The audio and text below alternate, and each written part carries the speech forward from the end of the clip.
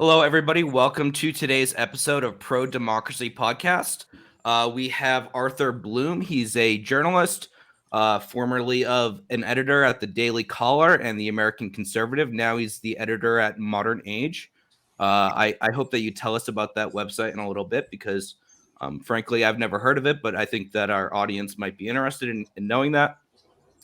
And we have Steve Poikonen, who is the host of the Slow News Day podcast. Steve was on the ground during January 6th, so he's going to be able to bring us that,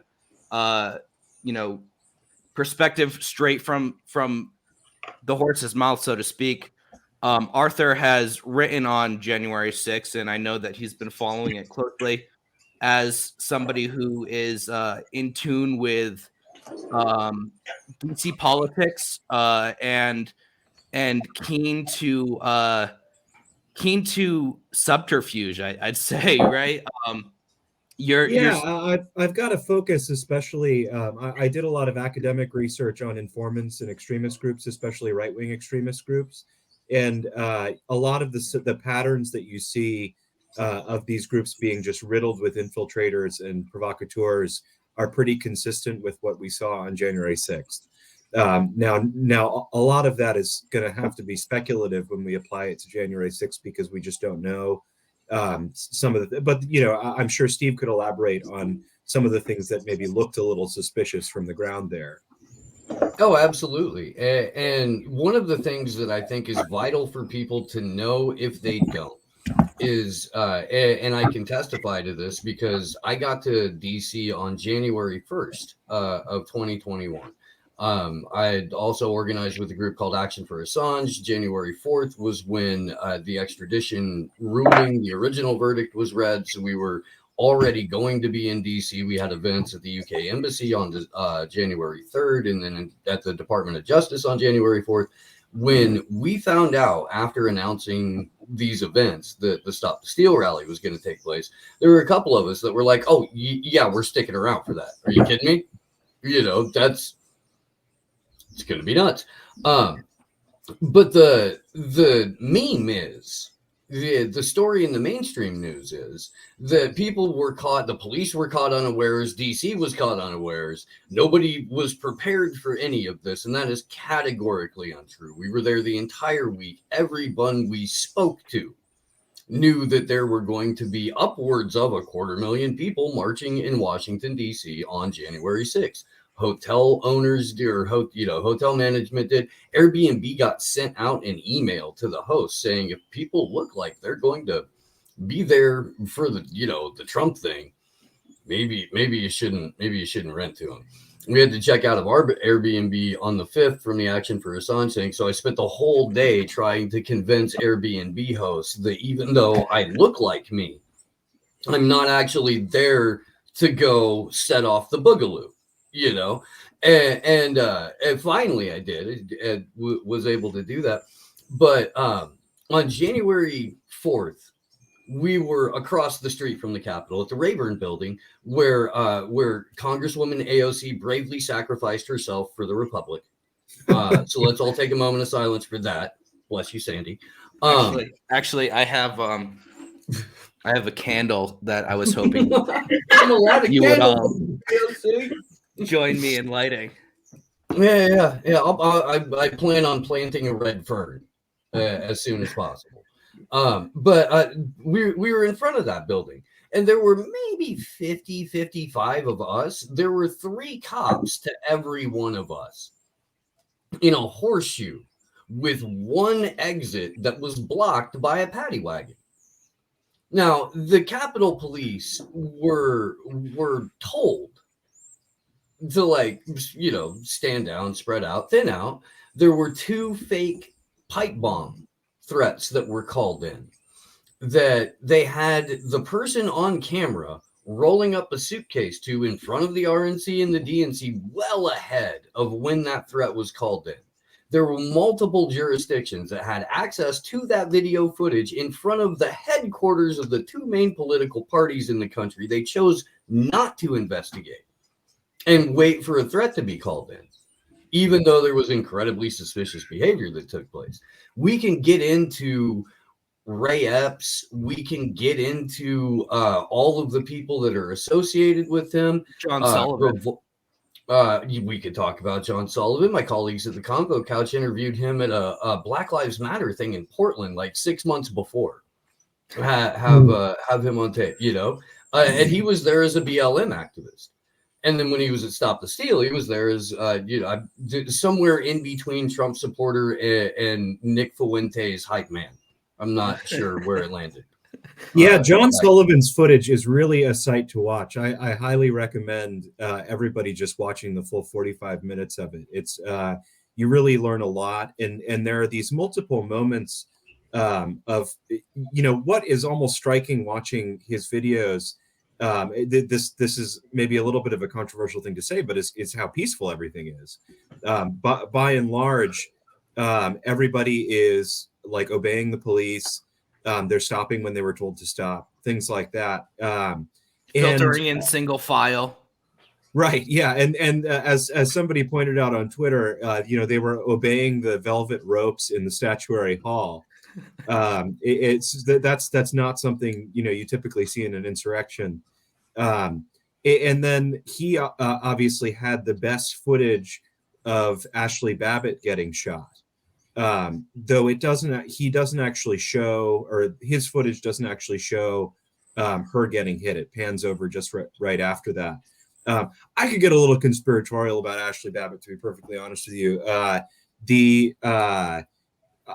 think there are a number of things that are kind of strange about it. We don't know anything about the custody of her body from the moment that it leaves the Capitol to the moment that she shows up as ashes in a Gateway Pundit video. The entire Ashley Babbitt scene was being kind of stage managed by a writer for the Gateway Pundit named Taylor Hanson.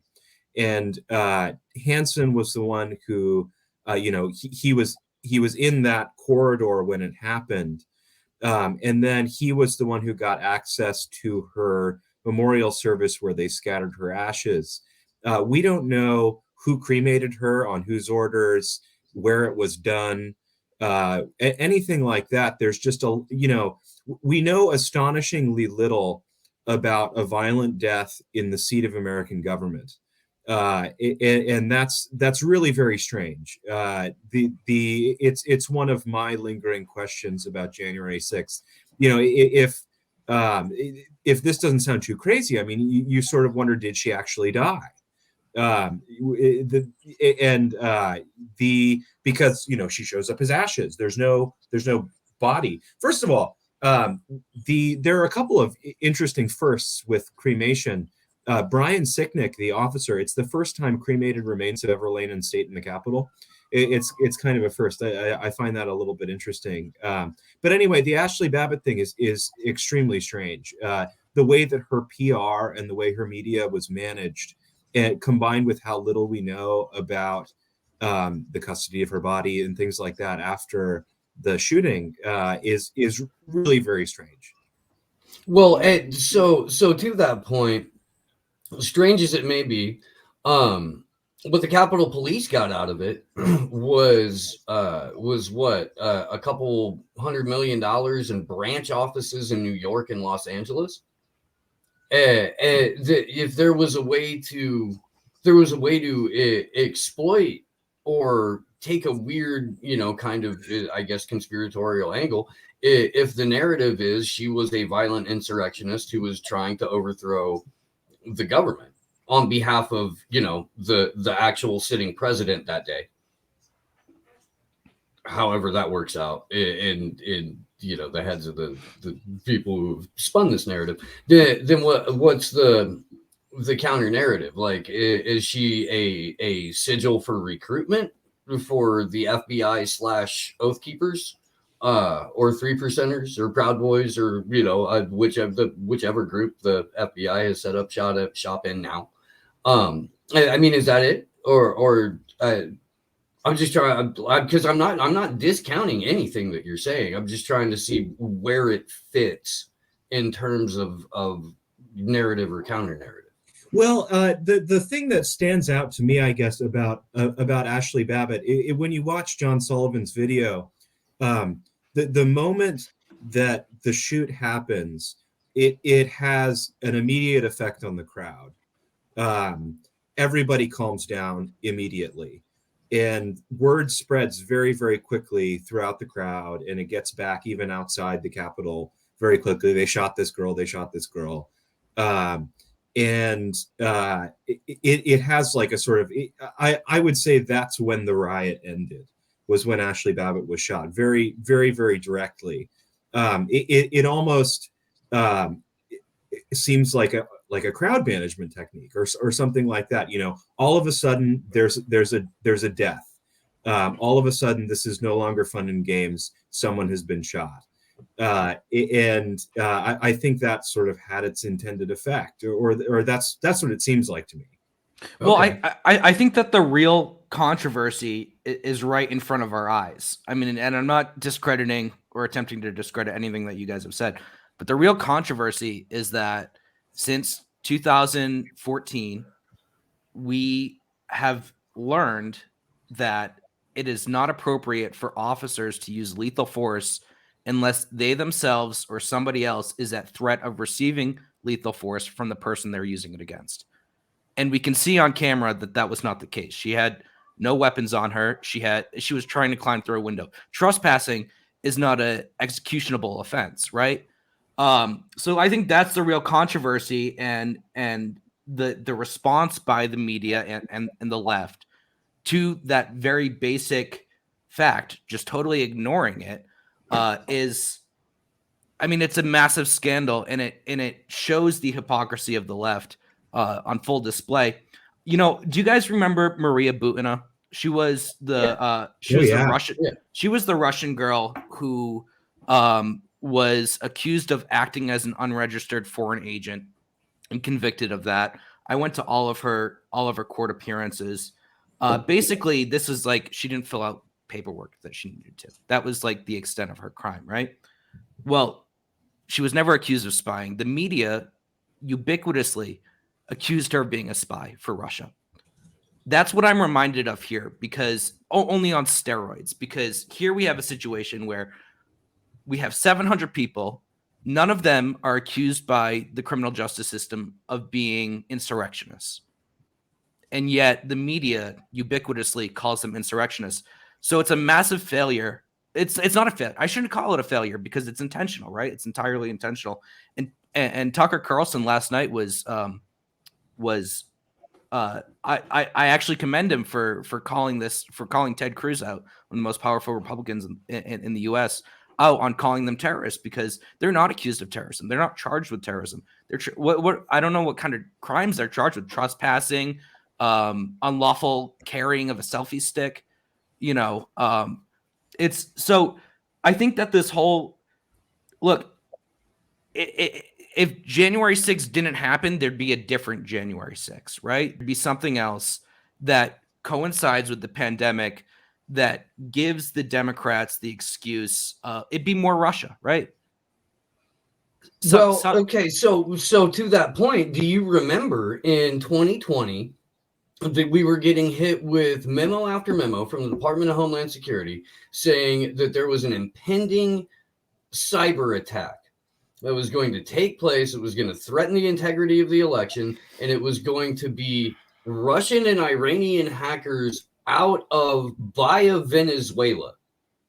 That's what the CIA, that's what the DHS was telling it for months and months and months. That's like every other week. It's what they were trying to prime the pump with. So that was waiting there. But so was Cory Bush's legislation for sweeping domestic terror legislation. That Cory was Bush, yeah, who had not even been sworn into office yet. I think the day or 2 days after, Arthur, you may have it better than me, but there was a bill introduced that was broad domestic terrorism legislation, and Cory Bush's name was on it. She hadn't even been sworn in yet, but they were, at least online, they were heralding her as the author of this legislation. Yeah. I can't help but think, and I think other people have pointed this out as well, is like with the decline of the the Islamic terrorist specter. You know, you kind of need a new sort of thing. And I think, you know, Alex, you were talking about how the left has totally failed in this regard. It's funny because, like, we've talked about things like Syria or China, and they're still kind of stuck on this Islamophobia kick. Paradigm. Yeah, exactly. Even though it's sort of waned to a large extent, and now that sort of specter is being replaced with this like domestic right-wing terrorist. And so it's I mean, I'm not in the US, but it really does look like it's like, you know, the next wave of war on terror, Patriot Act sort of thing. Yeah, the chickens are coming home to roost, and this Ted Cruz thing really, I think, sheds light on that. I mean, Ted Cruz has been calling things terrorism that probably aren't really terrorism for a very long time, and now that kind of label, that that designation is increasingly being applied to his own supporters, his own voters, and it's pretty scary. And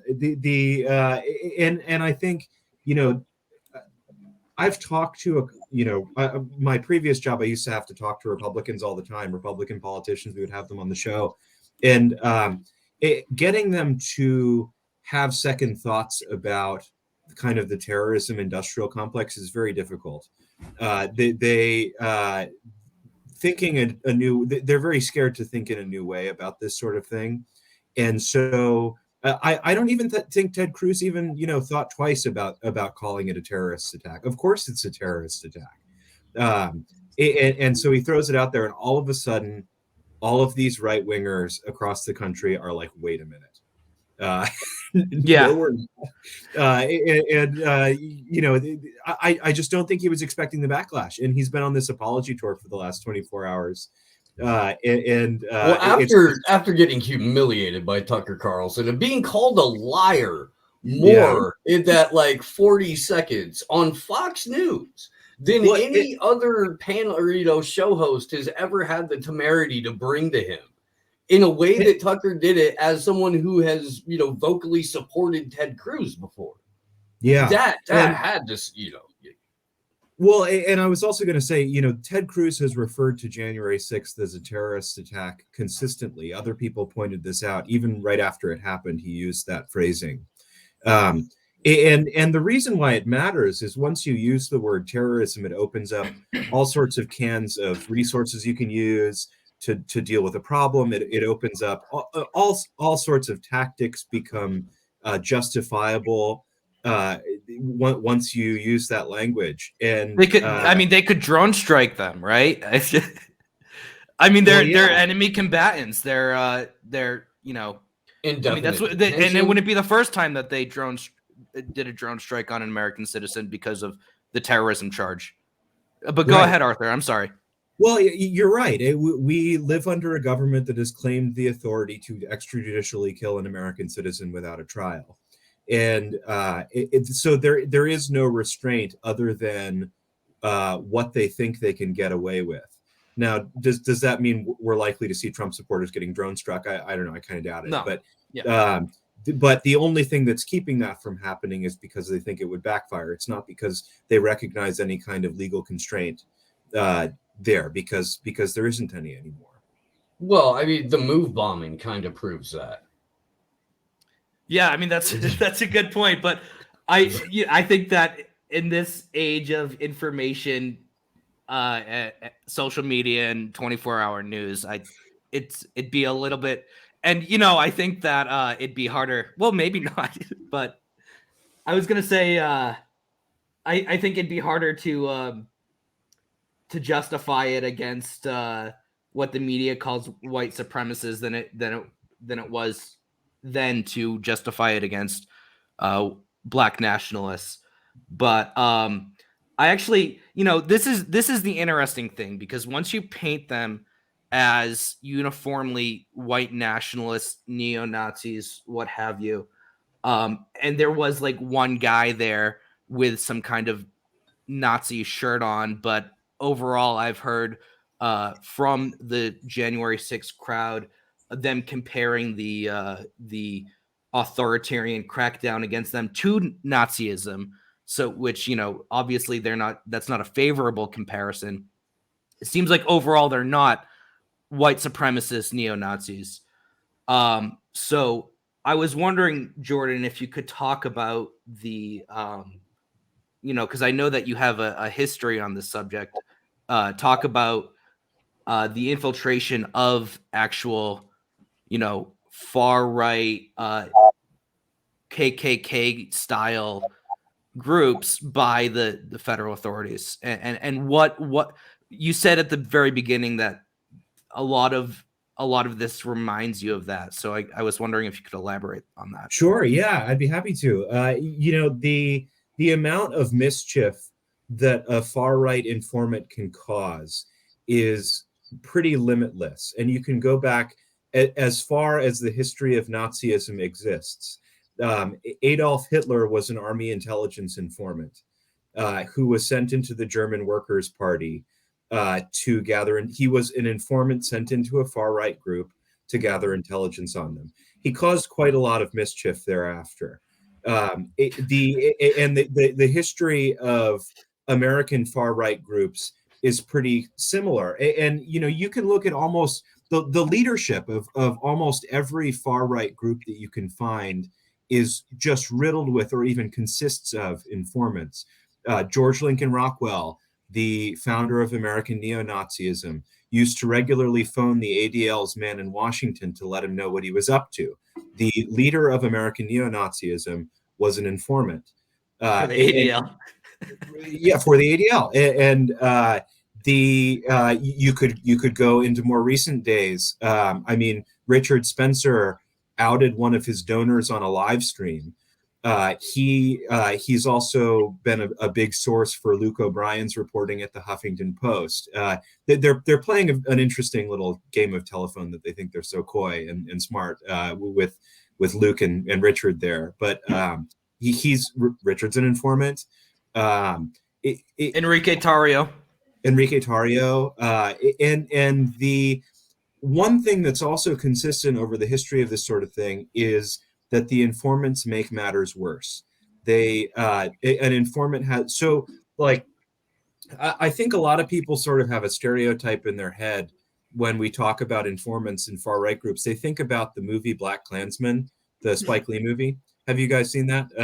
It's a good movie, but it's a pretty cut and dried story of a cop who pretends to be a Klansman to disrupt the Klan. It's a story. We ought to look at the Fred Hampton movie that's shot from the perspective of the FBI snitch. If they sure. That's a good movie too. Yeah, so the Black Klansman is a very clear moral stakes. There's the good guys and the bad guys, but very often these informant relationships are morally a whole lot more murky than that. People become informants for all sorts of complicated reasons. Sometimes they're under pressure. But very often not. Very often they just like to be seen as brokers of information. One guy that I spent a long time researching, a fellow by the name of Roy Frankhauser, he was the Grand Dragon of the Pennsylvania Klan. He had a decades-long career on the far right, and he was an informant the entire time. He got his start in the American Nazi Party. He took a trip from Reading, Pennsylvania, down to Arlington, Virginia, where I live, to the headquarters of the American Nazi Party, goes back to Reading and walks into the FBI office that Monday morning and spills his guts. And he did that for decades. And there's no reason to expect that the Proud Boys or the Oath Keepers are really any different. The one wrinkle, though, so the Proud Boys, especially, we've got Enrique Tarrio. I think there was one other that was actually identified as an informant. The Oath Keepers are an interesting one because the Oath Keepers are explicitly, and it's almost a component of their advertising, that they're comprised of former military and law enforcement. They don't downplay, and in fact they emphasize their connection with law enforcement and the military. And you look at the way they show up at all sorts of protests claiming to be providing security, and their record is there hasn't been an instance of things getting out of hand, like somebody getting shot because of an Oath Keepers security detail having an itchy trigger finger or something like that. That hasn't happened. They seem to be fairly disciplined. But I sort of wonder if the entire Oath Keepers are just sort of like a brown shirt kind of construct of I don't know, spooks, I guess. Anyway, so that's sort of the history. I mean, I could pull out example after example of these sorts of far right informants, but I don't want to belabor the point. Well, I'll tell you with the Oath Keepers, when I was in Charlottesville, they were very composed, and actually, with all the violence going on, having some guys there with actual, trigger discipline, it wasn't discomforting, compared to the chaotic brawls that were going on, and the indiscriminate use of violence from both sides.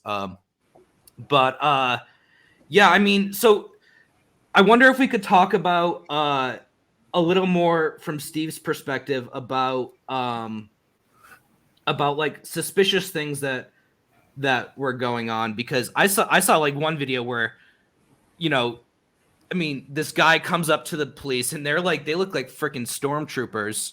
And he's saying, like, they're going in. Where's your backup? Stop this. And the cop's just like, he just, I don't know, man. So there was a lot of stuff like that, but I am going to end the Twitter live stream and move exclusively over to Rockfin. I hope that if you're watching on Twitter, you come join us on Rockfin. We have more to come. Steve? So the vibe in the morning was kind of like lame, mellow, sort of day drunk music festival. There was, I mean, it was, I'm not kidding. I'm not. So when we got there, the first thing we noticed right off the way is they were running signal jammers. We couldn't live stream. So we were sort of, making eye contact with other content creators and whatnot. And we were trying to shoot little segments. There was right before like the human cattle gate into the ellipse where everybody would gather for the speeches. A massive backpack pile like at every protest, but because it was the Stop the Steal event, and for a lot of people it was their first day, they were marveling at how there could be a pile of backpacks so peacefully, and it must not be that way at the left-wing protests. It was hilarious. I'm standing there with Jason Burmis and Dylan Avery, and we're talking to a very hammered, very sweet woman from Tennessee who drove up because she had been told that this was going to be a white supremacist rally of violent extremists, and she was like, I don't believe that, but I'm gonna go see for myself. And there was a lot of that going there. There were a lot of people who bought the marketing. This is the thing that people really need to understand about January 6th and why there's no way in hell anyone can ever refer to it as an insurrection, is because it is the marketing coming to a head. That's why those people stayed in the velvet robes. They were patriots. They loved their country. They believed in their constitution. They thought that an election had been illegally ran, and they wanted to assemble publicly to express their constitutional rights and demand some sort of recompense. And that's what they thought they were going for. Now, that's not to say that there weren't agitators. It's not to say there weren't shitbirds. I did walk past a dude who was like, I'm just here for the boogaloo, but I mean, he was unarmed. Well, I mean, like, if you think that's bad, go to a BLM protest. I'm sorry. It's like 75% white anarchists looking for ultra violence. So, Yes, the night before, just a couple of blocks away from the Capitol, in a little square, I can't remember what the name of the square is, but they had like a no man's land, and then a wall of cops on both sides, and then Antifa yelling at the Proud Boys, and the Proud Boys yelling at Antifa, and everybody had their costumes on, and everybody knew, according to which side who the good guys were and the bad guys were. It was all like very pro wrestling atmosphere to it, and it just I kept waiting for someone to walk out and go, "Okay, cut, we got it." Well, I think Kantbot had a really funny tweet about once it all went down. I mean, instead of forming a provisional government and issuing arrest warrants for congressmen, like you might see in a proper insurrection. They were all just sort of milling around the Capitol waiting for the level to end, as if it's sort of a video game or something like that. It's funny because I was like, are these Democratic politicians really going to act like they don't know what a coup looks like, as if they haven't orchestrated a bunch of fraud? Like, look at the actual ones that you put forth. Not, I've seen people compare it to that. Like, I've seen so many posts comparing, like, oh, now the U.S. has to invade the U.S. because, like, you know, there's no more countries to invade, as if this is even of remotely the same magnitude as what they've done abroad. It's absolute insanity. Well, but they want the same measures. Oh. They want the same counterinsurgency measures. I'm sorry. That's my whole point. Like this is empire coming home. Arthur, I think you said it. It's all coming home to roost now. This is the direct result of what we are doing as an empire. They all turn in on their own citizenry. And I don't know how to explain it more clearly to the people who aren't intentionally seeing it, especially the lefties that you mentioned, Alex, that are all ACAB all day until Ashley Babbitt gets murdered, and then they're like, she deserved it, that bitch burned in hell, you know. And it's just there's no connection there. It's wild. Yeah, I mean, I even saw DC Antifa holding, like, you know, counter protests to the vigils for the 700 or so arrested January 6th protesters. So, you know, they're basically doing the job of the Capitol Police while saying ACAB.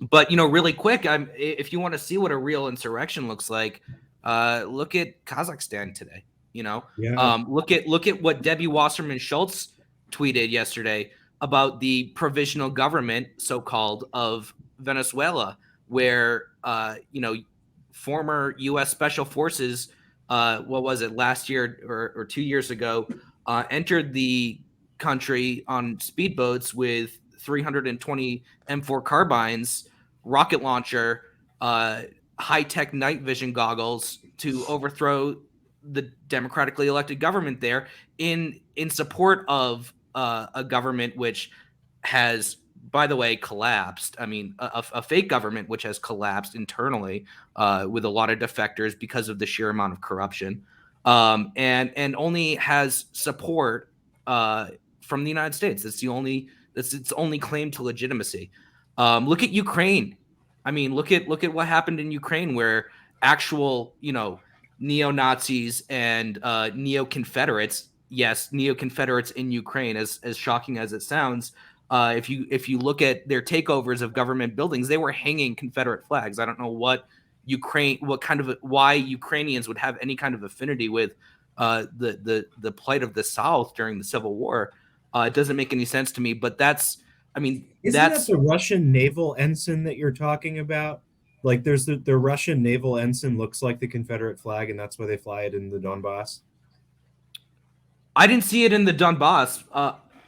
No, I didn't see it in the Donbass. I'm talking about there's. I can pull up a picture if you give me a second. They took over a government building in Kiev. Yeah, I've got a buddy who's a photojournalist in the Donbass, and I haven't seen any Confederate flags coming out of his work. I don't think he would intentionally gloss over that shit either. He's not the type of dude for it. Here we go. Oh yeah. Oh yeah. Look at that. Okay. And actually, I tweeted this January 6th. When the far right storms government buildings where DC wants a coup, Democrats call them pro-democracy protesters, even if they hang Confederate flags. Biden cheered them in Ukraine and honored some at an NED event called "From Protest to Politics," honoring Ukraine's new Democrats. Yeah, I mean that. So cross there you have it. Tweeted nicer. 1 year and 1 day ago today. Right. But I mean that's the Mila, you couldn't be more accurate. Where, you know, if the Democrats support these kinds of, or worse, people, in foreign countries, as basically shock troops, call them pro-democracy protesters. I'm supposed to believe that like these people on January 6th, just because they have a big beard, are more anti-American than Jaish al-Islam. Uh, so I mean, I wonder. We're certainly less observant. Right. Well, it's not even about Mila, being as somebody who's not from. Go ahead. I was No, gonna say, as somebody who's not from the United States, like, what's your view on the demonization that you're seeing? So I have to say, I was in school. I'm still a student for those who don't know, but I was in class while the riots were happening, and everyone was like, "Oh my God!" And I went to class the next day, and it was my Canadian constitutional law class, so not like has nothing to do with the U.S. And like half the class was just like people talking about this whole thing and like as if it had anything to do with Canadian constitutional law. And like I remember my professor, like who was very sweet, whatever, like God bless her, but like, being like kept emphasizing like this is this like revolt of like angry white supremacist men and whatever. And so I got into it with her because I was like, really, because I saw like flags from like places like I saw like MEK there or like far right Cubans or like it doesn't seem to just be like a white American thing. But even that besides the point, like I was just kind of like it just seems like even liberals in Canada have kind of bought into the Democrat narrative, and it's like everyone's a Democrat now. They've bought into that narrative in order to justify this very like academic worldview as well. This like internationally academic worldview that like the biggest threat is the far right white supremacists, when, as I've said before, this is just the new Islamic terrorists. These aren't the people with like the actual power in the US. The family that when we parked and walked up to the ellipse, the family that I was walking up with was a very large, in all manners of description, Mexican family from Northern California. And they were patriots. They were MAGA as fuck, dude. They were there, for the reasons that I was running through earlier. Like they legitimately thought that they could freely assemble to express their constitutional rights to, air a grievance with their government. And like that's what they were there to do. They planned their kids' like Christmas break around it. They were really bummed out that most of tourism in DC was destroyed because of the pandemic. They couldn't do like half of the stuff they wanted to do, but they were trying to make the best of it. And like that's what they were there for. And you can't discount that. First of all, you can't discount that sentiment exists across the spectrum. Politically, you can't discount that there are people who don't look like they fit the particular description that are going to share those sentiments, because again, this is people responding to marketing and propaganda largely. And so the fact that corporate press has deliberately ran away from that, and then like all of the little like independent media ass barnacles that just serve to carry forward the message of the corporate press into the rest of the interwebs, they have completely chosen to ignore that part of it. And like this, yes, there were shitbirds there. There were also 200,000 human beings who were not there to do violence that saw some wild psyop go down in front of them, and they're probably still trying to figure out how to process it, including 700 political prisoners? That's crazy. Yeah. Yeah, and that's what it comes down to for me. I don't have any particular brief for Trump the man, but your average Trump supporter, I kind of like him. I think they're basically good people, and I think they've been so badly misled. And when it comes to January 6th, the fact that we didn't see Trump raising money for their legal defense, I think is totally shameful. If you're going to hype this Stop the Steal stuff, if you're going to set those expectations, if you're going to tell the country that the election was stolen and you want people to do something about it, you should help them when they do. And it's that I think there's just sort of a basic issue of credibility of a political movement going on there, and then also some of these other guys in specific on January 6th, like Ali Akbar. He was the main organizer of the protest, and he's an interesting one. Gosh, you sort of wonder if he might be an informant. The fact that he hasn't been charged with anything just yet. You're generous. I don't want to make any unsubstantiated claims here, but I think there are reasons to suspect he might have been an informant. And then he just completely dropped off the face of the earth for the next like 9 months after it all happened. And so these people are telling basically decent Trump voters to do something that has high risks and then leaving them high and dry when bad things happen. That just strikes me as very, very sad. Well, yeah. I think like what it confirmed to me is like Trump doesn't really have an ideology. Like he's just a narcissist and like wants people to do things in his favor. But I don't think he has any ideological commitments, which is also why like I've pushed back against, you know, the liberal narrative that he's like some white supremacist, because I don't think he cares. I think he just wants people to worship him, and so this is more revelatory of that than anything. And yeah, that's well. Trump does this ridiculous thing where he's like, you know, the deep state is against me. They've been running this country for years. They've gotten us into all of these disastrous forever wars. They're sick people, you know, and then he builds his administration and he's like, we get half populist and half deep state people. And I'm going to listen to both sides. I'm going to, you know, we're going to have a balance that way. And then even afterwards, you know, he just did that interview. What was it with Candace Owen about Julian Assange? And, you know, she asked him why he didn't pardon him. And he's like, well, you know, there were people on both sides of the debate. And I'll tell you, one side had, you know, a lot of really bad people. I mean, this is a paraphrase, but like, it was obvious he was saying that the deep state people wanted him to not pardon Julian Assange and that the deep state people are bad. And it's like, so why didn't you? I mean, that's not an answer. Right. You know? Yeah, the Trump administration was to populism how pornography is to sex.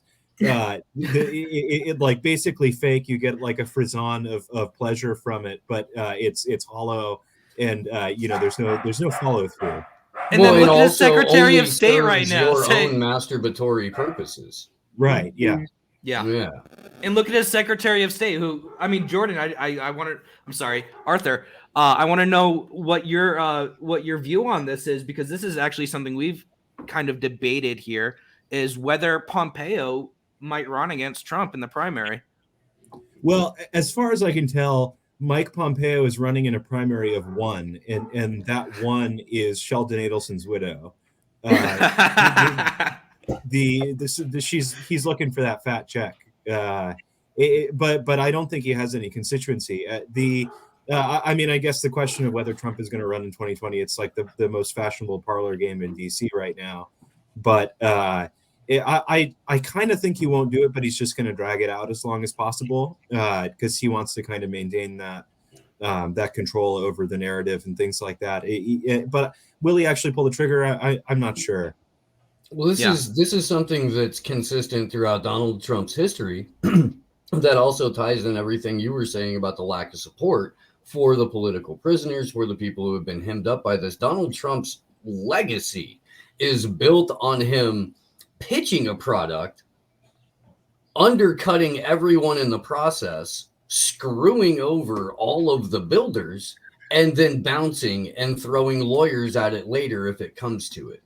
And that's just how he rolls. Like, historically, that's how his business operates. That's how his family life operates. That's who the guy is. It's one of the reasons that he made such a wonderful WWE villain, which is why they put Donald Trump in the WWE Hall of Fame before he was elected president. And people thought that an individual with all those movie credits, the reality TV host who's in the WWE Hall of Fame for being the villain was going to somehow be a servant of the people. That guy, by the way, printed $20 trillion in 2020 alone.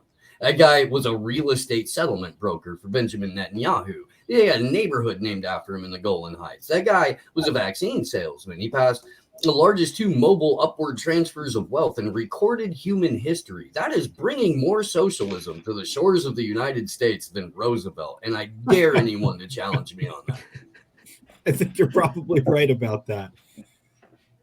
Yeah, I mean, I'm really interested in the future direction of, the Republican Party, because like, what happens if Trump doesn't run? Does it go to Pompeo? Does it go to Ron DeSantis, who is also, very pro-Israel? And a Gitmo guard. I'm sorry? He was a former Guantanamo Bay guard. Is that right? I didn't know that. I don't think DeSantis has what it takes. This is a pretty unfashionable opinion for a conservative, but I don't think DeSantis has what it takes. He's got Florida charisma, but he can't appeal nationally. And honestly, this is harsh to say, but he's too greasy for the Midwest Christian conservative. That's more strongly than I would have put it, but yes.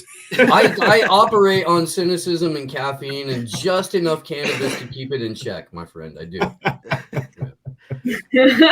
But it just seems to me this party, they're unable to shake the neocon as much as they try. Like with Trump, there was kind of a flirtation with shaking the neocon off, but then you have people like Pompeo and Bolton who are very involved in that administration. You have the whole Israel thing. Like the only person who I thought, oh, this might shake the neocon off is someone like Ron Paul, but I don't think that libertarianism is in anymore either because of the populism angle. Well, there's a couple of different schools on that, and if anybody was going to step up and claim that mantle, it would probably be Thomas Massey, but I don't know if I don't think he's got a broad enough coalition of support for that in the moment.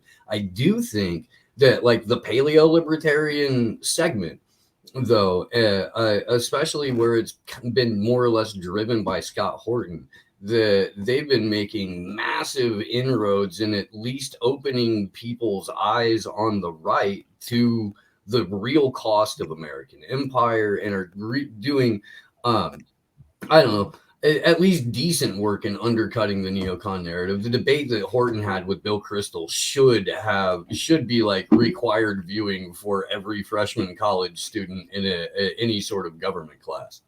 Yeah, that was wonderful. And I've also noticed Tho Bishop from the Mises Institute has been making real strides too. I love those guys. Those are the kinds of libertarians that I really like. It's the kind of Cato Institute, like DC libertarians I don't have a whole lot of time for. They're just sort of I don't think anybody has any time. Corporate shills or Mila. Something like that. No, I did write for the Cato Institute once, but I'm not ideologically aligned. It was a friendly debate. I'll put it that way.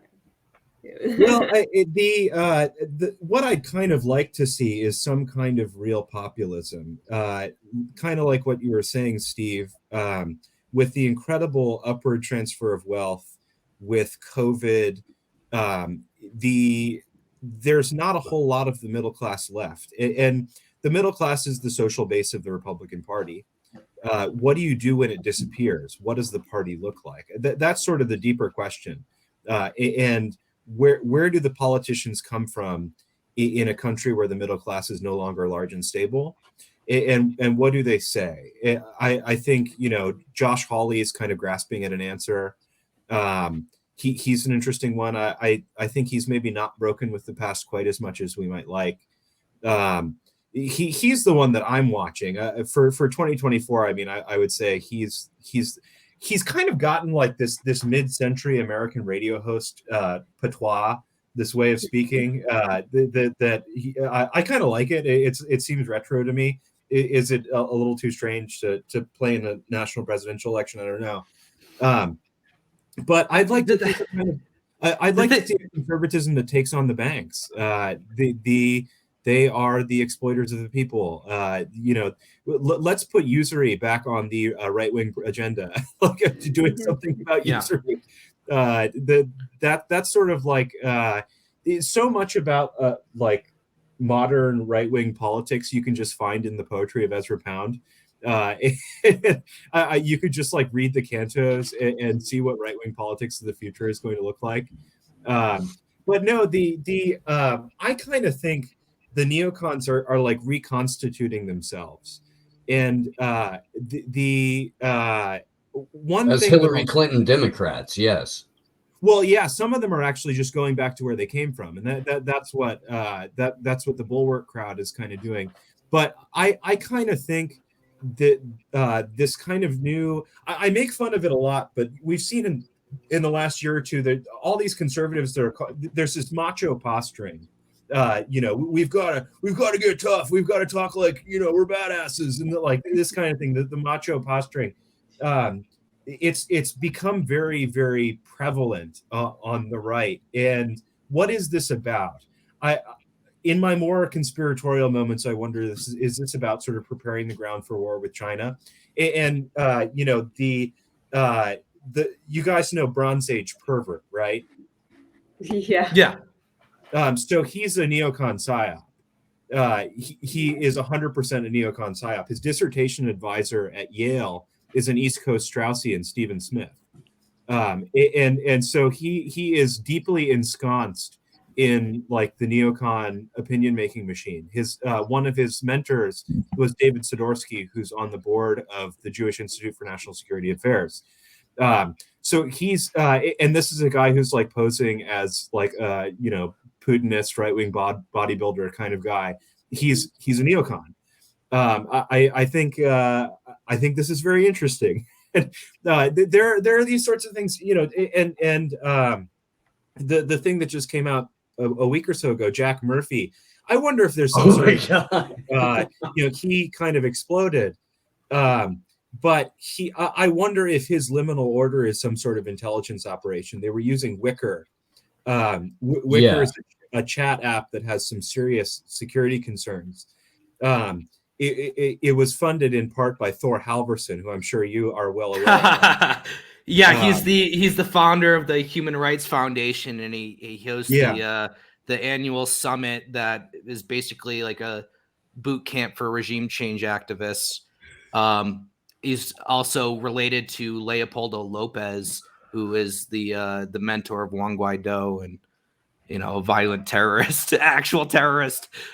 Right. So what does it tell you that there's this group of like masculinist secret society kind of thing that's using Wicker as their communications tool? A few people since I was speaking publicly about this have come out of the woodwork and told me about their experiences in the liminal order. One of them, I have no way of confirming this or knowing if it's true, but he said that there was some sort of overlay on their Wicker platform that caused all of their communications to be collected. And that does not surprise me in the least. And the potential really, with any right wing, these guys are not, I wouldn't describe them as far right, but if you join a group that can render you unemployable for being a member of it, you are instantly blackmailable. And that's the case. That's why every far right group is a blackmail ring. If you can lose your job for joining it, you can be blackmailed. Yeah. And I wonder if the liminal order has an aspect of that to it. And so these are, there are deep state operations all over the political right, or things that kind of I suspect of being that, or kind of smell a little bit like that. The two big, serious, like heavy duty neo-Nazi groups of the Trump years both have aspects to them that raise questions with regard to informants and stuff. Atomwaffen and the base. Atomwaffen, of course, has been linked to a number of murders. A few of their members murdered people. I shouldn't say linked to. They did it. The publisher, Atomwaffen's main publisher, was bankrolled by the FBI, and that's now come out.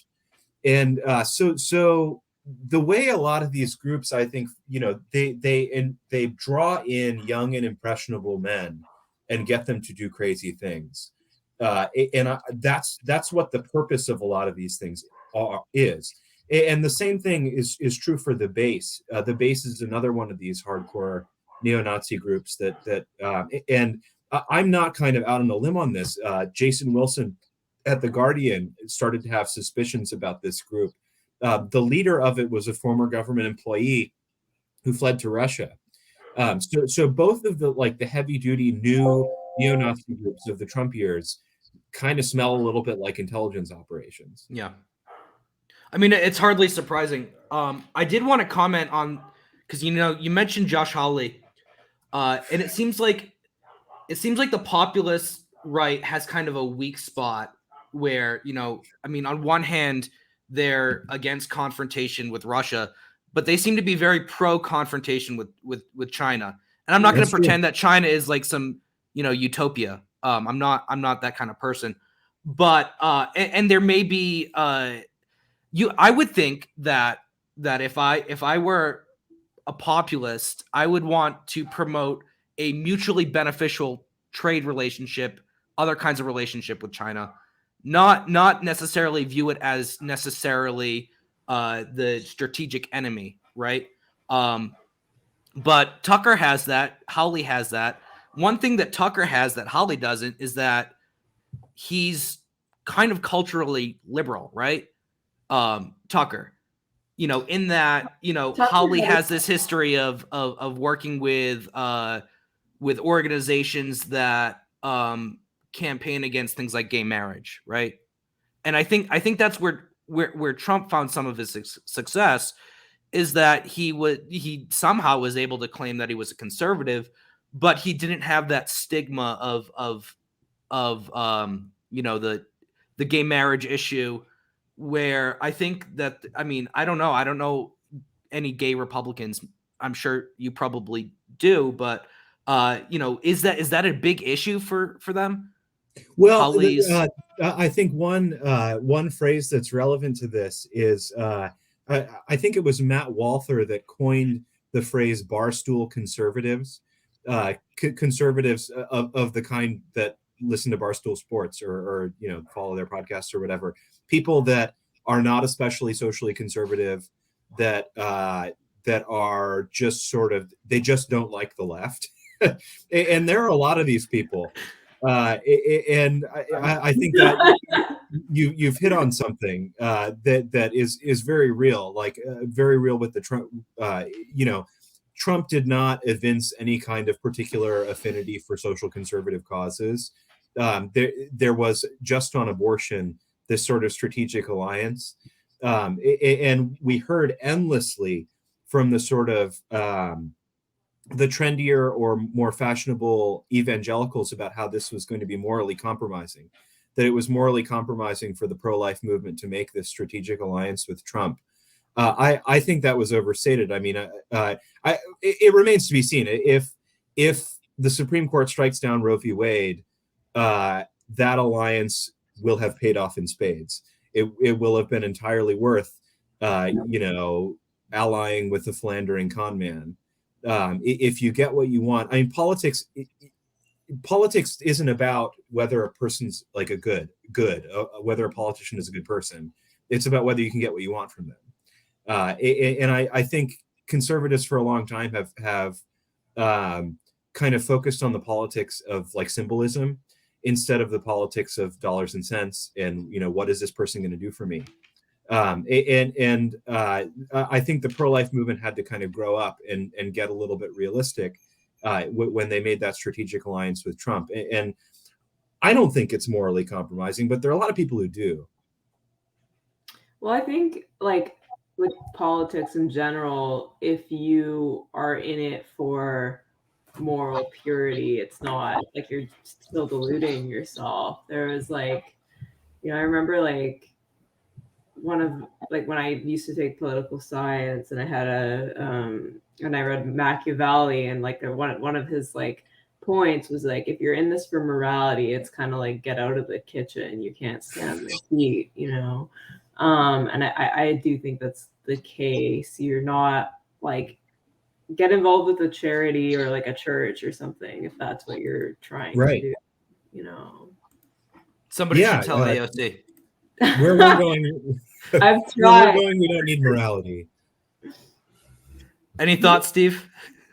You know, I'm trying to like still keep it all in the frame of January 6th here for just yeah, good point. Well, no, because in real time right now, and my phone's kind of blowing up. Like the Supreme Court is basically dehumanizing the population and comparing all of us to bits of machinery. That is sort of troublesome. But there's I don't know, this, I'm gonna keep coming back to like the way that the marketing made a lot of this possible, because I do genuinely believe that the expectation for what was going to happen that day was much, much, much greater than what ultimately happened that day. And I think that because we've so thoroughly and overly propagandized our population, that in and of itself is what stopped a full-scale riot from happening. Because while Donald Trump was still speaking, that's when all of the barricades were being removed. That's when all of the fencing was being cut down and rolled away, and the no admittance signs hidden, so that when Donald Trump pointed over to the the Capitol, and said, "You're going to march that way," blah, blah, blah, you know, get your country back or whatever. And that's what liberals jumped on as like the signal to overthrow the government or some garbage. The people who walked up and were funneled, no matter which way they went, they were funneled to walk to the one point where the barricades, the no admittance signs, and the fencing had been removed. So it was clearly orchestrated for, in other words, they were let in, right? Yes. Yeah. Yes. Well, and they weren't let in, you know, by the Capitol Police, except for the Capitol Police that were on camera waving them in. But I mean, in terms of like where the barricades were, and how would they know? Because if they had been, you know, occasional or one-time tourists to Washington, D.C., chances are they were allowed to walk up, you know, basically onto the steps of the Capitol, or if not onto the steps of the Capitol, at any given point that they'd ever been to Washington, D.C. prior to that. It wouldn't seem out of the ordinary to a casual tourist, is the point that I'm trying to make, is that they could walk as far as they could. So that when people were up on the Cap, as it's being directed, as the crowd is literally being directed by megaphone from the guy on the scaffolding tower, and he's literally screaming into the megaphone, "Go forward, go forward, go forward." Interrupt somebody trying to give like a weepy patriotic speech to be like, all they need to know right now is to get in. For all of that to happen, there's operational permission that goes way above the pay grade of the Capitol Police. It goes way above the pay grade of Jim Jordan or anybody else who's getting screamed at by that committee. The politics, and this is kind of, I guess, universal, but politics is happening way downstream from the decision-making level, from the operational level. And politics is what we get to see. These are people in positions of perceived power that have influence and leverage within their immediate spheres. But the power is perceived, and it's the show we get to see, so that we still fight with each other, so that we don't like each other, so that we don't come together as, you know, human beings, and actually decide what kind of government we want, because the oligarchy that we have is making all of the decisions, and I'm pretty fucking sick of it. I don't know about you. Yeah, and I think the Republican Party made a huge mistake in deciding not to cooperate with the January 6th committee. Some of these questions that we're hashing through right now about, you know, that guy at the top of the tower, like you just mentioned, Revolver News has suggested that he was some sort of Fed. If there were actual Republicans on the committee, they could be asking questions about this sort of thing. There was a field report from the Norfolk FBI office that bespoke some sort of threat of violence or the likelihood of violence that was going to happen the next day. We've not seen that. I would like to see that. That would be very interesting. Who were they getting that from? that kind of thing. What were the inputs for FBI information when they were told that there was going to be violence on January 6th? What was the substance of that information? Who'd they get it from? That kind of thing. That could easily come out in a congressional inquiry if the Republicans just had the balls to defend their own people. There's a relevant phrase. It was from this German nationalist, early 20th century writer called "fishing in the Rubicon." It's a wonderful little phrase. To cross the Rubicon, of course, is to become Caesar. It's to do the coup. It's to take power. The fishing in the Rubicon is when you get right up to the river and you drop your little hook and line in the water and pretend, you're playing with power. Everything about January 6th was fishing in the Rubicon. Everything about the 2020 election from the Republican standpoint was sort of this way. I kind of thought at the beginning, if you're going to go all in on this stop the steal stuff, you need to have the ability to prove it. You need to have the ability to make your case. You need to have the poll watchers. You need to have your lawyers in place. All those things that just didn't seem to be done. They wanted the people to turn out in droves, but they weren't doing the work to actually make their case. And so, when people were, doing their Caesarism memes when it came to January 6th, I just, not this Caesar, not this army, I'm afraid. They're not playing a serious game. And when you're the saddest part about that is for a lot of these people who were taken in by it, the consequences are very real. And so it's really just, it's profoundly disillusioning.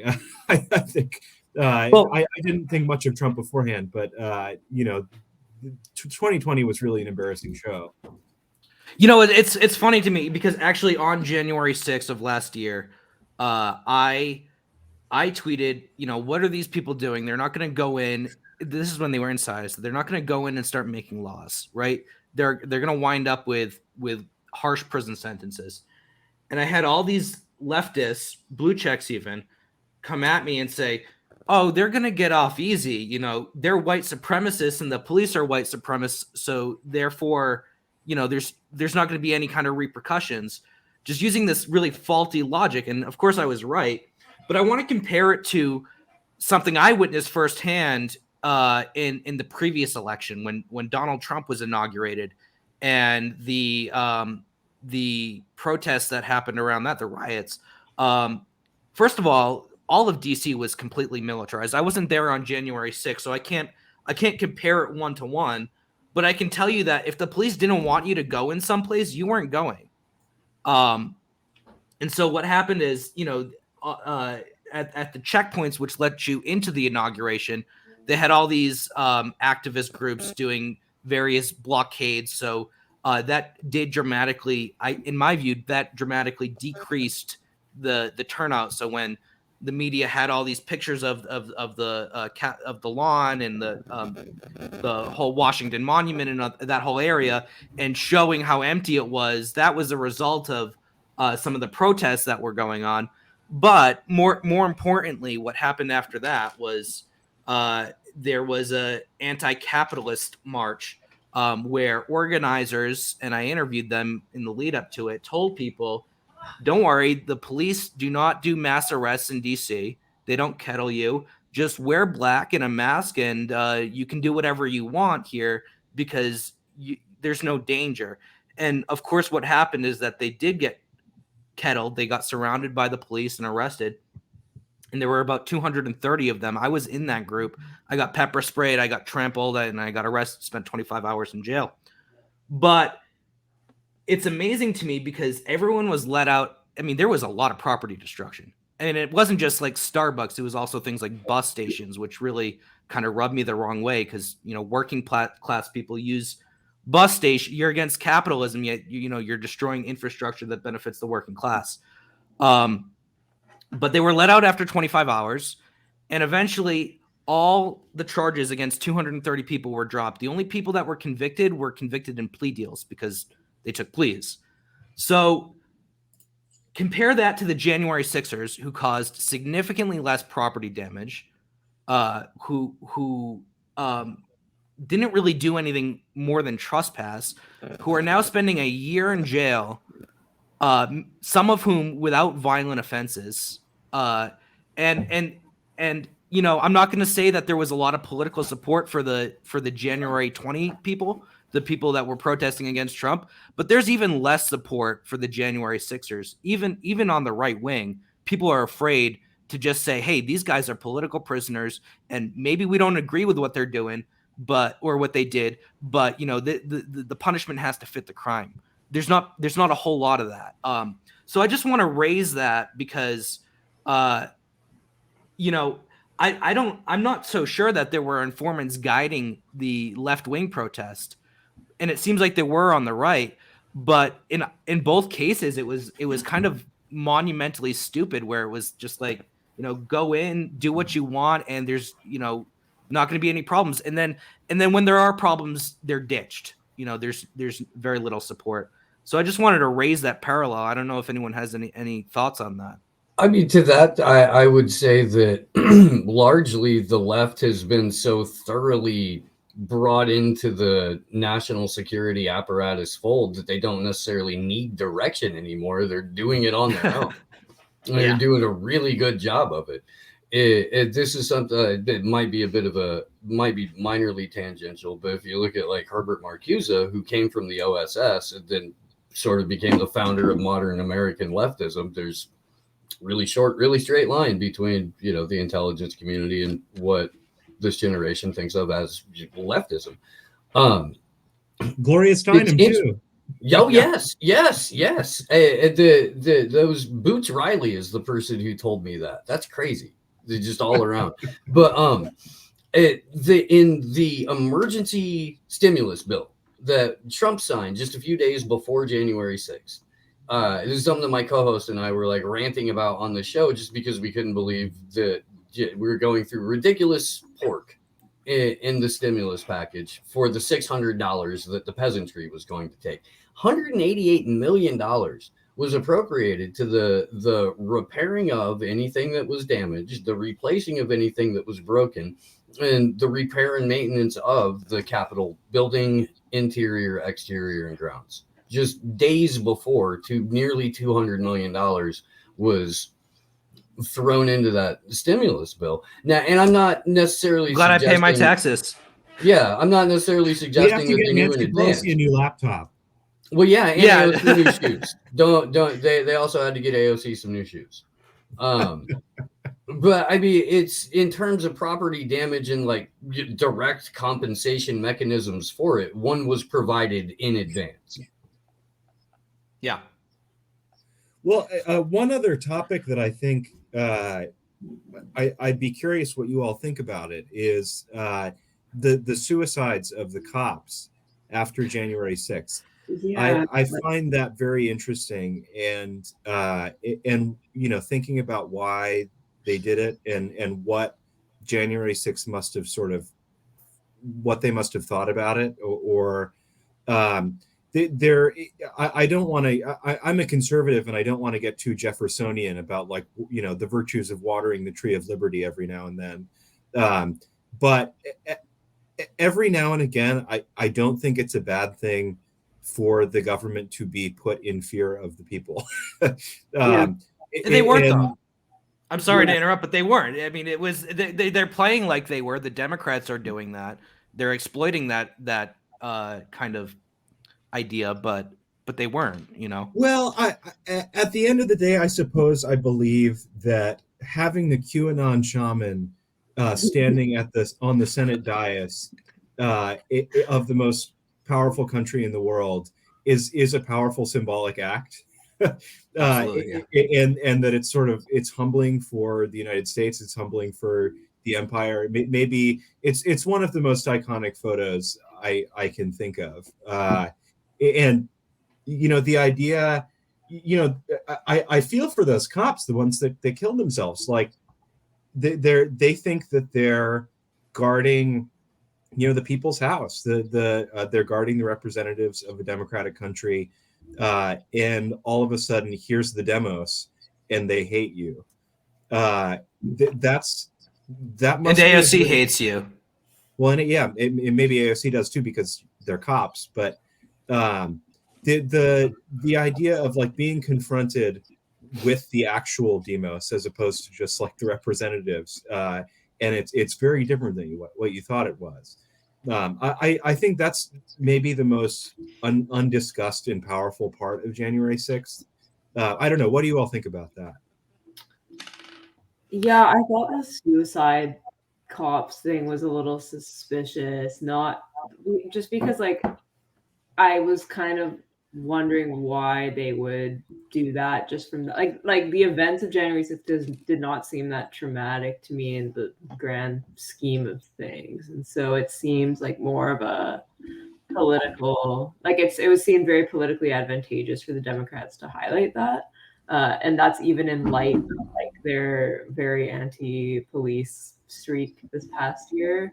So something just didn't seem right to me. I don't know like what it would have been or what, like I'm not going to try and conspiracy theorize, but it didn't seem. I guess. I mean, I can see it. I mean, I've talked to cops occasionally, not often, but you know, the idea they have their self-worth and their self-understanding is very closely tied to like the idea that they're the peacekeepers, that they're the ones that are, you know, the guardians. Thin blue line of defense. Right. Yeah. And to be shown a kind of a display of maybe ingratitude or just like, we don't like you, you're standing in our way. And these people who are, you know, not a smelly leftist, they're like upstanding right-wing patriots, you know, that are all of a sudden having this big confrontation with cops. I think that could be profoundly, it could confront a cop's self-understanding in pretty profound ways. Well, it had to be weird for both parties because you know that both parties were under the impression that the other would immediately submit and join them. Yeah. And the exact opposite happened. The people who went into the Capitol found out what the police are really there for. The police found out what the people were really about, and it didn't mesh. It didn't. I honestly don't know enough about the individuals who committed suicide to want to comment on that too much, but I agree that it was weaponized. I agree that it was jumped on for very cynical, very partisan purposes. And then again, the mythology around that and around Brian Sicknick, both very, very, very fuzzy, man. How many times did the story around Sicknick change? I was just going to say that. It bears mentioning how the original story about Sicknick was that he was beaten to death with a fire extinguisher. And that turned out not to be true. There was one, I remember this very well from January 6th. I was kind of following everything as it happened. We sent a reporter down there, and I remember seeing an NPR report that they claimed that he had died and there was a DOJ murder investigation into Sicknick's death. None of that was true. So NPR was putting out this false reporting about Sicknick. When that all went down, they said he had died. He hadn't died yet. And they said that there was a DOJ murder investigation, which as far as I can tell, did not exist. And so who did that? Who told the NPR reporter that? That's one of my other lingering questions about January 6th. Were they trying to basically, you know, put up Sicknick as the other side's martyr? Yes, they absolutely were, to the point to where they scoured the internet, stole my friend's footage, who had the two guys talking about bear mace or something like that the media jumped on for about 72 hours. There were two guys that they were looking for, they were trying to find in correlation with the death of Officer Sicknick. And it's like the convo couch watermark is giant in the screen that was ripped off by every news station. But they're the people who were standing by him that happened to film when this exchange took place. Turns out that was completely meritless in and of itself, but it became part of the tale of Brian Sicknick in terms of where they were trying to pass the buck to in order to maintain his status as that martyr for, the brave Capitol Police officers who were, just defending their lives and their country against a mob of angry white supremacist insurrectionists. I want to comment on the suicides. There were 2 suicides. Is that right? I think that's Capitol Police right. officers. Yeah. I mean, it strikes me as weird with everything that we know about how like people were basically let in, funneled in. That we have 2 police officers committing suicide in the aftermath, and no police officers blowing the whistle. It's actually 4. There are actually 4 suicides, not 2. I just looked that up. Yeah, well, I mean, there you go. 4 suicide. I mean, and I don't want to get conspiratorial. That's a lot. That's a pattern. And I don't want to get too conspiratorial, but 4 suicides and no whistleblowers. You have to wonder, were they suicided? Yeah. Where are the whistleblowers? Where are the people that are coming out and speaking out about anything that went wrong on that day that the government did? It's not happening. I haven't seen that. So it's really you have to wonder. And if you think it's too conspiratorial to ask this question about, maybe people are being killed to send a message and kill that information. Look at Baltimore, like look at how the police operate in Baltimore, and then come back and tell us that that's too conspiratorial to wonder. Yeah, well, that's what I had been wondering, is whether they were suicided, but I didn't want. You have to be careful. To tinfoil hat. Yeah. It seemed very suspicious to me, but like I had to wonder, like, if they were if their job security was at risk because of what happened, or like they were gonna go on, like, be charged with something. Like, I don't know.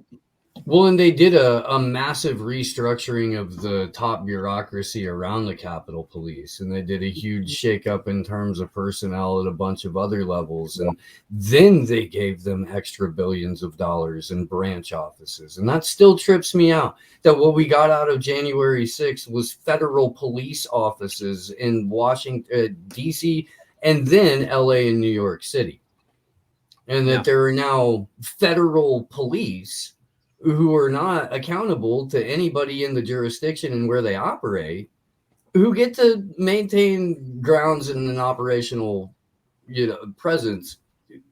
That's really a big issue, because the Capitol Police are not subject to the Freedom of Information Act. Right. Because they're directly under the control of Congress, and that means that's one of the reasons why we know so little about the Ashley Babbitt shoot. There's nothing we can FOIA, and there were 2 conflicting reports about who actually fired the shot that killed Ashley Babbitt. The Spectator did report in I think it was unbylined. It was for Coburn, which is their anonymous gossip blog. They claimed that it was a Secret Service agent, in which case it would be subject to FOIA. But the preponderance of reporting says that it's a Capitol Police officer. Yeah. Well, there's a lot of questions that need to be asked. Maybe a handful of people in Congress that are either smart enough or honest enough to ask them. So I wouldn't expect answers in the near future. Maybe some answers will come out in trial. I know that discovery process is extensive here. But at the end of the day, and I'm going to wrap this up, I want to make a little disclosure. I just got $3,900 in a class action lawsuit for being arrested on January 20, 2017, after spending 25 hours in jail. And I just want to say that I hope that the people that have been in jail over January 6th for more than a year now, and for nonviolent offenses, get a settlement that is proportional to what I got, because they deserve it. I'm not going to say that they're good people or people that I would want to hang out with, but the punishment has to fit the crime. And if you're overly punished, you should be compensated. That's just what justice looks like. So whether or not you agree with them politically, personally, or on the facts, we're supposed to be advocates for justice, left or right. It doesn't matter. And I hope that there's justice in this case, and I hope that there's justice against the people who let it happen. Yeah, it's like at the bare minimum, they could treat it as they would treat it if this was happening in China. Like if China held 700 people in prison for protesting, what would we do? Like again, it just shows like this peak American exceptionalism from all sides. It's so telling in so many respects. Any final thoughts? I Arthur, appreciate Steve? you having me on. I will say we appreciate you. As long as the U.S. is prosecuting and trying to extradite Julian Assange and effectively destroying the free press globally, we're going to see, this period of time right now is ostensibly the last period of time in Western history we get to get accurate information out about things like this, where we won't be subject to all of us Espionage Act charges or Computer Fraud and Abuse Act charges. And so it's vitally important that these conversations take place and that this information gets out, because there's a clock on this. If we don't put a direct stop to the prosecution of Assange. Yeah, I agree with that. I echo that entirely, with the one caveat that I think one way through this, I'm pretty skeptical of the ability of journalism to get us through this, moment of so much disinformation and whatnot.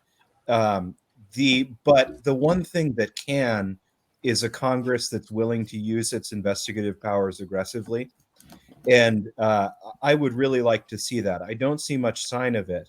And the January 6th committee is a perfect example of what shouldn't be happening, because they're not really interested in getting answers. They're not interested in sort of guarding the public interest in all of this.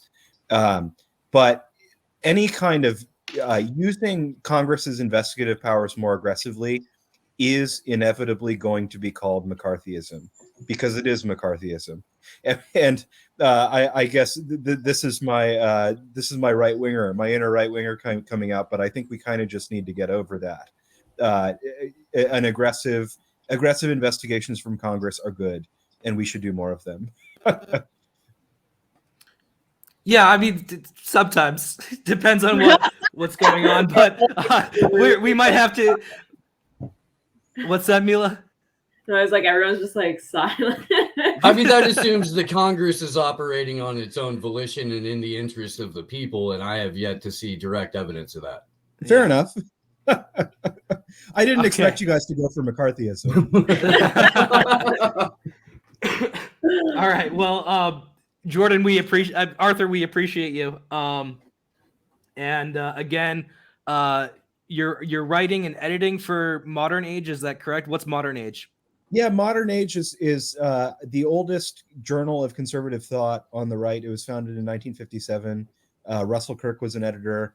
I'm very happy to not be in the realm of intrigue and sex scandals and spying and this sort of thing. I'm writing. I just edited an article about Camus and one article about the novels of the First World War.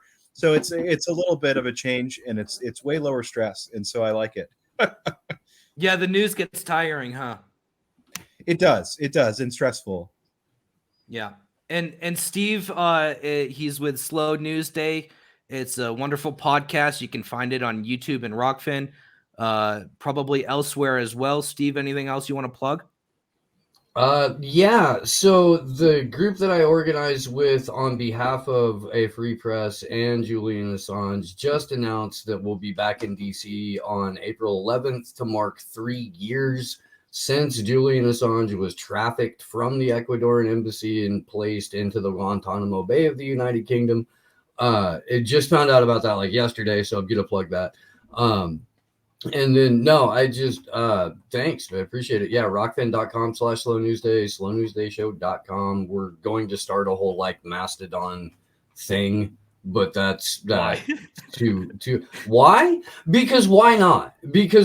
Because if we've only got a limited time to ride this out, then saturate every platform with content that isn't funneling people back into a government that wants to kill them. Yeah. Well, it's 2022. We're all going to catch COVID and we're all going to get banned. So I'm for it. cheers to that. All right, everyone. Thanks for joining us again. Thank you to Arthur and Steve. We'll catch you next week. Take care, everybody. Take care.